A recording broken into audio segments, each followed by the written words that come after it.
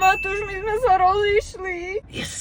Teda čo? Vy ste sa rozišli? Áno, včera. Och nie, tak to je fakt asi tá najsmutnejšia správa, aká môže byť. To ma fakt mrzí.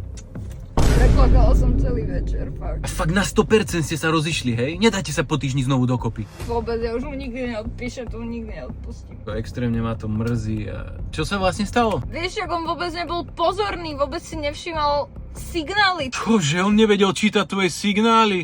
Preboha. Proste ja už ten chlapa, chápeš, čo bude pozorný, bude si všímať maličkosti, bude sa o mňa zaujímať, vieš, že tak ako to vieš ty, taký, čo nebude bývať u mami, bude mať proste svoje auto, budeme spoločne napredovať a nebude to proste len taký domased. Nechcem domaseda, čo bude doma sedieť s pivom pri telke iba, chápeš, že chcem, aby sme mali krásne zážitky spolu a proste už seriózny, dospelý vzťah, kde budeme ako najlepší kamaráti, ale budeme aj partneri, chápeš. Vieš čo, tak ja mám pre teba nápad. Chod na túto zoznamku, kde nájdeš presne čo hľadáš. Je to prémiová zoznamka len pre tých najlepších. Muži si tam musia za členstvo platiť, takže sa ti nestane, že na prvom rande si bude s tebou chcieť deliť účet. A vy ženy to máte zadarmo. No dobre, tak ja to skúsim a urobím s tým účet.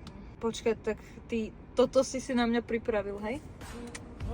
Konečne po 10 rokoch nastal môj čas, ďaká Dejtio. To prečo mi nepovedal skôr, že ma chce, veď ja som si celý ten čas myslela, že je teplý.